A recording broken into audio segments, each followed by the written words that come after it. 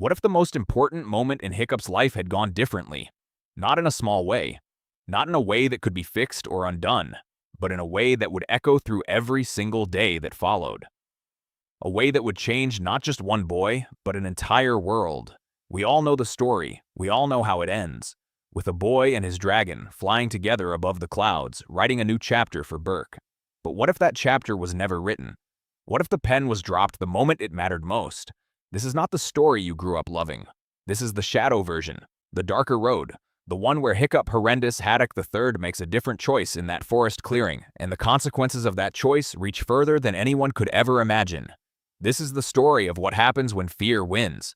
To understand how everything could have broken differently, we have to go back to the beginning. Back to a small Viking island wrapped in fog and fire. Back to Berk, where dragons were not companions but enemies. Where the sky was not a place of wonder but of terror. Hiccup was never the Viking his father wanted him to be. While the other teenagers trained with axes and shields, Hiccup trained with blueprints and inventions. He was too small, too clever, too soft for a world that valued strength above everything else.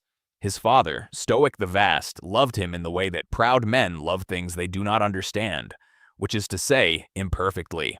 On the night of a dragon raid, Hiccup did something no Viking had ever done before. Using a device of his own creation, he shot down a Night Fury, the rarest, most feared dragon in existence. The one they called the unholy offspring of lightning and death itself.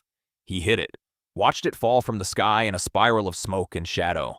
And when the others did not believe him, when his father dismissed him once again, Hiccup went into the forest alone to find proof.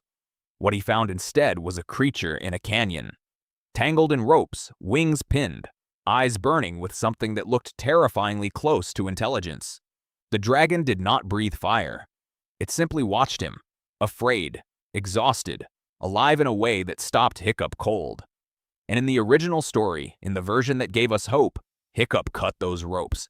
He let the dragon go, not because it was the practical thing to do, not because it helped him in any way, but because in that one quiet moment, he looked at the creature the world had told him to hate and chose compassion instead.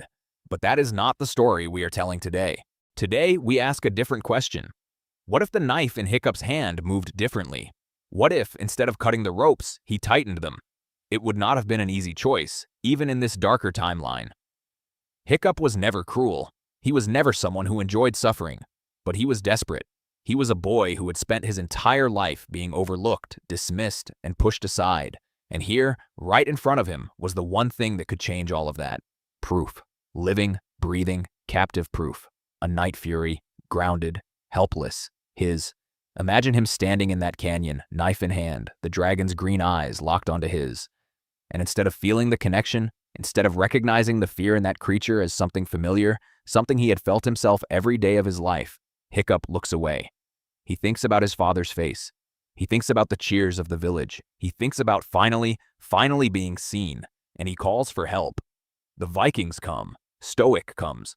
And when they pull that Night Fury from the canyon, bound and furious and trembling, the look on Stoic's face is not pride in the dragon. It is pride in his son. For the first time, real, unmistakable pride. And Hiccup feels it like a warmth he has never known. That warmth is the beginning of everything going wrong. The Night Fury is brought back to Berk in chains, not given a name, not given a stable with a fish and a boy who sits nearby drawing in the dirt. Instead, it is taken to the arena, studied, prodded, locked behind iron bars that the village blacksmith reinforces twice because the dragon's strength is unlike anything they have seen. Gobber and the other warriors look at the creature and see a weapon, a tool, something to be understood only in terms of what it can destroy and whether that destruction can be aimed. Stoic looks at it and sees victory. Hiccup looks at it and tries not to think about those eyes. The dragon does not eat. For days, it refuses everything they put in front of it. It paces its cell with a grace that feels wrong for something in captivity, like watching the ocean trapped in a bucket. It does not roar. It does not breathe fire. It simply endures, in the way that only truly intelligent creatures can endure the unbearable. But the Vikings do not see intelligence. They see stubbornness. And Viking tradition has only one answer for stubbornness. They break it. The training begins slowly, not with kindness, the way Hiccup would have approached it in another life, but with force, with hunger and pain and repetition until the dragon's responses become automatic, mechanical. stripped of anything that once made them feel like choices. Hiccup watches from a distance. He is celebrated now, welcomed into the inner circle of warriors, finally taken seriously by his father, finally respected by the village that once laughed at him. He has everything he thought he wanted, and something inside him is very, very quiet in a way that does not feel like peace. He tries to tell himself that this is how it was always supposed to be, that dragons are dangerous, that Berk is safer now, that capturing the Night Fury was brave, was smart, was exactly the kind of Viking move his father had always hoped he was capable of. But at night, when the village is asleep and the wind comes in off the ocean, Hiccup finds himself walking toward the arena, standing outside the iron bars, watching the Night Fury sleep in a way that looks nothing like rest. He never goes inside. He never brings fish. He never sits in the dirt and extends a slow, open hand. Because in this version of the story, Hiccup is learning a different lesson. He is learning that the world rewards those who take, not those who give. That strength means control. That fear is a language everyone understands and almost no one questions. His inventions change. The sketches in his journal shift from whimsical mechanical wings and prosthetic fins to weapon designs. Efficiency calculations, ways to weaponize what they have learned from studying the Night Fury's anatomy. He is becoming valuable to Berk in the way Berk understands value. He is becoming someone his father recognizes, and slowly, quietly, the boy who once looked at a dragon and felt wonder is disappearing. Meanwhile, the dragons continue to raid Berk. Because the root of the conflict, the truth at the heart of the story that Hiccup and Toothless would have discovered together, remains buried. No one goes looking for the dragon nest. No one thinks to ask why the dragons steal food. No one wonders what they are afraid of, because in this world, the only question anyone is asking about dragons is how to use them better. The Night Fury, the one who never got a name, becomes Berk's most powerful weapon, trained through suffering into a kind of obedience that looks like submission but is really something closer to absence. Like something inside it left a long time ago, and what remains is only reflex and endurance. The war with dragons does not end, it escalates. With a Night Fury on their side, the Vikings of Berk grow bolder, more aggressive. They raid dragon territories further from home. They capture more dragons. They build a fleet of dragon riders, not bonded pairs moving through the sky like something sacred, but soldiers and weapons pointed in the same direction by force. Other villages hear of what Berk has done. Some send delegations to learn their methods. The Age of Dragons does not become an age of friendship. It becomes an age of dominion.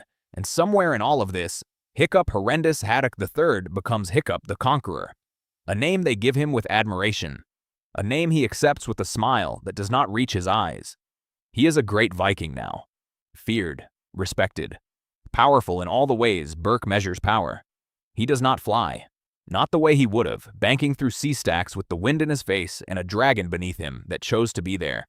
He rides sometimes on the back of the captured Night Fury during training demonstrations, gripping the harness built from metal and leather, feeling the creature's muscles tense beneath him with something that is not joy.